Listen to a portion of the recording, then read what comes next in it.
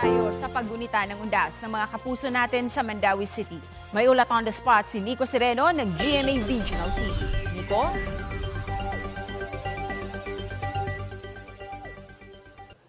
Yes, Cecil, dagsana ang mga tao sa mga semeteryo dito sa Cebu, gaya dito sa Barangay Gizo sa Mandawi City kung saan magkatabi ang apat na mga semeteryo.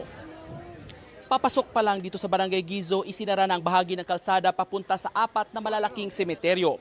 Kaya kailangang maglakad ng mga tao papunta sa mga semeteryo at sa mismong puntod ng kanilang mga mahal sa buhay. Dito sa St. Joseph Roman Catholic Cemetery, mahigpit ang seguridad na ipinapatupad sa mga papasok at iniinspeksyon ang kanilang mga gamit.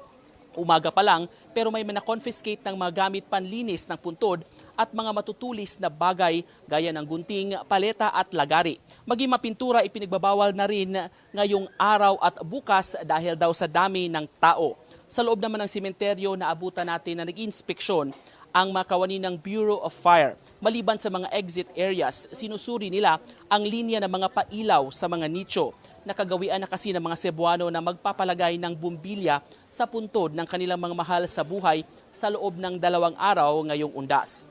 Busy na rin ang mga nag-accommodate para sa mga pamisa o mass intentions sa mga patay. Abala rin ang mga manalabtan o mga nag-aalay ng dasal, rosaryo at panalangin para sa mga patay na siyang ikinabubuhay rin ng ilan ngayong panahon ng undas. Cecil, 24 oras daw na bukas ang mga semeteryo dito sa Mandawi City pero ipinagbabawal ang matao na mag-overnight. Maari lang daw manatili dito sa semeteryo, maaring magtagal din sila pero bawal ang pagsiset up ng tent para sila ay mag-overnight dito sa loob ng sementeryo. Cecil?